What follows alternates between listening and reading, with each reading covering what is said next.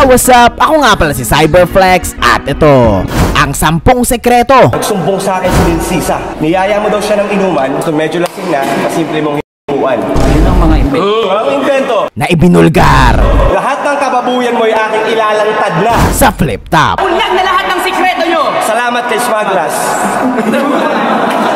Top 10 ay nang asintahin ni Badang ang malikot na kamay ni Target. Alam mo kung bakit nakulong to? Nagnakaw ng pabango. Pero totoo yan sa Uniwide Mall. Mamaya ilalahad natin yan. Di ba kawatang ka? Nagnakaw ka ng pabango sa Uniwide Mall? Ikinalat ang picture niya sa buong Las Piñas hanggang nakarating sa City Hall? Totoo yan, totoo yan. Kaya tandaan nyo, pag bumukha na to, magaling na to mag-flip ka, pero sa totoong buhay, magnanakaw ka! Magnanakaw ka! Magnanakaw ka, Target! Magnanakaw kang puto! At aminin sa madla na ininakaw mong pabango. Bambini lang pala.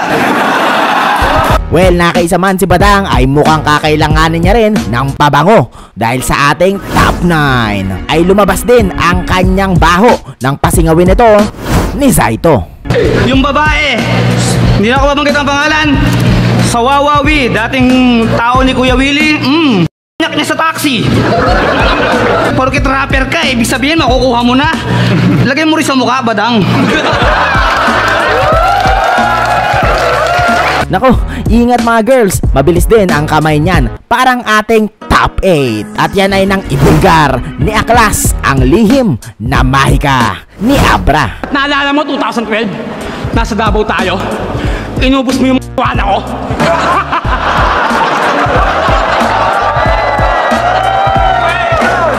Tapos sasabihin mo dito hindi ka pero inubos mo yung wala ko. Napakapangit ng ugali mo. Malakas ka pero dakilang buraot ka! Pero hindi lang yan ang inilantad ni Aklas dahil sa ating top 7 ay kanya ring ibinunyag na hindi matapang kundi isang hamak na duwag si Price Tag. Price Tag double G ka pa! Nataranta ka nga nung binato tayo ng palpak na pillbox sa tapat na Sagio! Buhay na testigo, si Enigma! Sinasabi ko lang sa'yo kung ilang ulit kang umastang matapang kahit hindi naman! Uwe! Puto bulok! Baka maihiyan sa takot dahil sa ating top 6 ay iilaga naman natin ang wiwi ni G-Clown. Nakahingi ako ng info. Balita ko sa isa sa mga gig nyo nila Basilio na lasing kayo ni Miko. Pagpatak ng alas 5, lumabas yung pagka-weirdo. Wala nang intro-intro, inihian mo si Senyo! Alam mo kung kanino ko nalaman to? Di na to chismis kasi mismong misis mo na yung source. Mismong misis mo pa yung source. Ang tanda-tanda mo na nga, umiihi ka pa sa shorts. Kung saan-saan na lang sa ceiling, sa floor, sa gilid, ng door, sa ventilador. Kung may liga sa pag-jingle, ikaw ang leading sa score. Ihi pa more! Ano ba kala mo kay Senyo posting nakahiga? Sobrang pogi ko kasi, naihi siya sa kilig. Kaya naman sa ating top 5 ay okay lang kung nadiligan man siya dahil siya rin naman ang tagadilig ng mga kinikilig. Ha? Eh di ba loyal ka? Hindi mo nga kayang lokohin ang asawa mo. Kaya nga nung event natin sa Banay-Banay Laguna, biglang may dumating na chicks. Ang sabi mo, chicks yun nung kasama mo. Alam din niya ba k***tot mo yung babaeng taga-Cavite na organizer? Yung anak ng put. Hindi ka magandang ehemplo bilang rapper. Yung bang napapala ng most viewed idol. Hindi ka ba kinikilabutan? Pag meet and greet lang, walang Ano mga kayoga? Ano mga kayoga? Yoga pa? Ang ganda ng imahe niya, di ba? Bilang Senyo idol, pero bilang Joseph Martin, kadiri ka! Na ginamit din sa kanya sa recent battle niya kontra kay Apex. Mahal mo naman pala yung tao Bakit mo niloloko? Pero okay lang yan dahil nakaganda naman siya sa ating top 4. Nang ibulgar niya ang pagpatol ni Pex sa mga Bex. Tinatawag nilang boss lots. Sasabihin mo, boss notes na naman, boss notes na naman. Apex, I really miss you na, babe. 2022 na, wala namang iba? Bakit? Meron pa bang iba? Well, una man itong inilantad ni MG. Ang galing mo baby, dumis ka na kay MG. Kaso flop ay kung usapang flip top ay nagsimula to kay Shernan hanggang sa nadugtungan na lamang. Pag-usapan natin ang nakaraan mo. Nakaraang nagpapabuking ka pa. Panahong tambay ka ng Pasay, payat days, pero talagang madiskarte ka na. Monday to Sunday, may walang problema sa budget. Nilabasan na, kumita pa. Grabe yung mindset.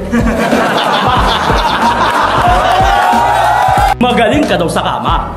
Sabi ng kuya nung dalaga. Naging maugong ang pangalan mo at naging usap-usapan ka sa parlor. 200 isang so sa isang linggo, meron kang 1-4. Nung macho pa ako. Top 3 ay nang mausisa ni Looney ang sumbong ni Lil Sisa patungkol kay Crazy Mix. Bago ko makalimutan, nagsumbong sa akin si Lil Sisa doon sa MISM Bikutan. Niyaya mo daw siya ng inuman, sinara mo yung pintuan, so medyo lasing na, kasimple mong inuman. Yun ang mga invento. Ang invento, lahat ng kababuyan mo ay aking ilalantad na. Nagpapa-audition pa para magka-chicks. Bakit? Kilala ka ba? Ha? Sa mga issue na to, alam ko, tinabla ka, bigla ka ba kasi buntis ngayon si Lil Sisa at posibleng ikaw ang ama. Ano? Bakit nawala na yung angas? Bakit nawala na yung angas? Kasi nabunyag na lahat ng sikreto nyo. Salamat kay Smaglas.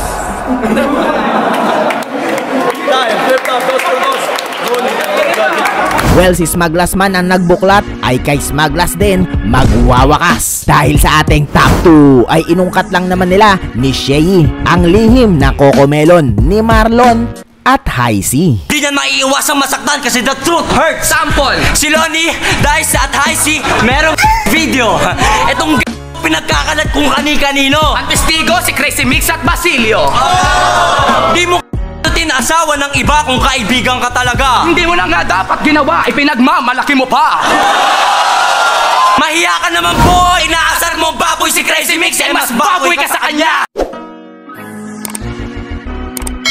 Top 1 ay ang pagsiwalat ni Abra sa di umano pagtiteach me how to doggy kay Chris Delano ng lasing niyang tito. Real talk! At yung lihim mo na sikreto, akala mo di namin mabibisto na itong si Dan Christopher nung 13 anyos po ni ng lasing niya na tito. Totoo yun. Huwag mo i-deny, huwag kang kumontra. Kaya pala mayabang ka pumorma, feeling pogi pa ang nagpapaka-bad boy para maiwasan ang kanyang trauma. At ngayon alam na ng buong mundo, maghanap ka na sa pulterero. Sisihin mo yung tita mo at saka yung pinsan mong sumbongero. At di porket sinabi dito ay totoo na. Di kesyo sinabing freestyle, di na yung kinabisa. At hindi lahat ay totoo porket may real talk sa umpisa. Pero na lang yung jingle ni G-Clown. Alam niyo kung paano pa siya umihi? Ganto daw oh. Ayup ka talaga. Ako nga pala si Cyberflex. Nagustuhan mo ba ang video na ito? Kung oo, ay i-like mo na. At huwag kalimutang mag-subscribe sa aking YouTube channel. Ops, sandali lang. Nga pala, pwede kayong magpapromote ng kanta sa akin. If meron kayong original composed song, message nyo lang ang Facebook page ng Cyberflex at mapeflex na natin ang kanta mo sa halagang 200 pesos via GCash. Hindi ko kasi pwedeng sabihin kasi confidential to mula sa mga Illuminati.